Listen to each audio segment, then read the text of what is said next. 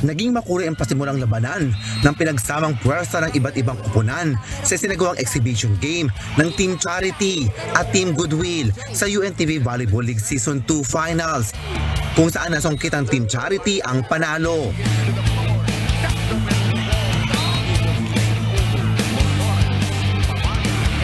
Bigo naman ang PNP Lady Patrollers na makuha ang Game 2 sa Best of 3 series matapos tambakan ng AP Lady Gunner ang Lady Patrollers sa 3-1.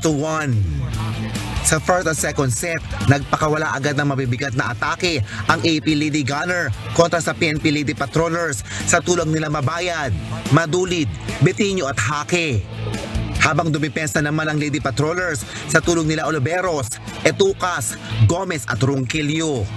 Ngunit nakuha pa rin ng Lady Gunner ang unang magkasunod na set sa score na 28-26, 25-12. Sa third set, doble kayod ang Lady Patrollers sa kanilang floor defense sa tulong ng power at quick attack ni Oliveros, Etucas, Gomez at Ronquillo, kaya nakuha nila ang third set 16-25. Sa fourth set, nagtuloy-tuloy na ang struggle ng Lady Patrollers sa mga explosive attack ni na Madulid at Mabayad. Kaya nakuha ng Lady Gunner ang huling set sa score na 25-16. Best player of the game, si May Madulid na may 26 points, 22 attacks, 3 blocks at 1 ace. Kaya yung PNP kasi pinag-aralan talaga namin ng lahat ng kilos nila.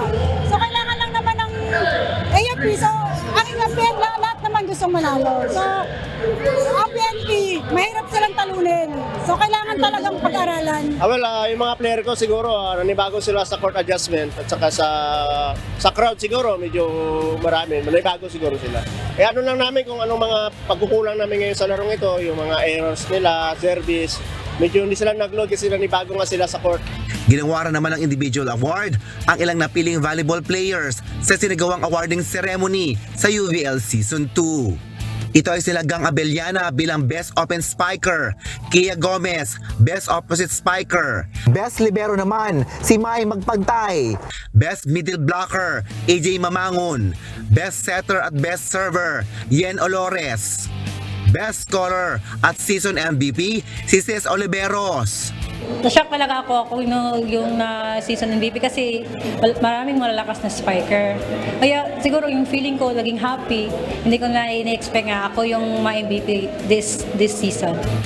Napagserbisyohan naman ng ilang government agency ang ilang manonood sa UVL Season 2 Finals.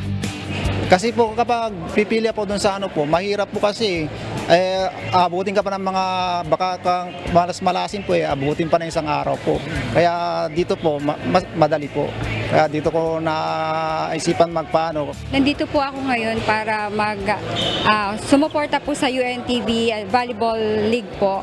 Tapos nalaman ko din po na meron pong sa DFA na passport. Eksakto naman po na gusto ko pong mag-renew. Opo, nagpapasalamat po kami sa pagkakataong ito. Nakanood na po kami ng volleyball, nakapagpa-renew pa po kami ng passport namin. At hindi po kami pupunta sa malayo para pumila. Importante po sa akin ito kasi nakakatulong din po ako sa kapwa ko kapatid sa panonood. Kasi malaking opportunity po sa akin ito kasi galing pa po ako ng probinsya. Aabangan ang huling bakbakan ng AFP Lady Gunner kontra sa PNP Lady Patrollers sa Game 3 ng UVL Season 2 Finals sa July 28 sa Phil Oil Arena, San Juan, Manila, alas 3 ng hapon. Mapapanood ito ng live sa social media accounts ng UNTV News and Rescue at UNTV Sports. Hari Ilagan, UNTV News and Rescue, Diyos ang aming sandigan, serbisyo publiko ang aming pinahahalagahan.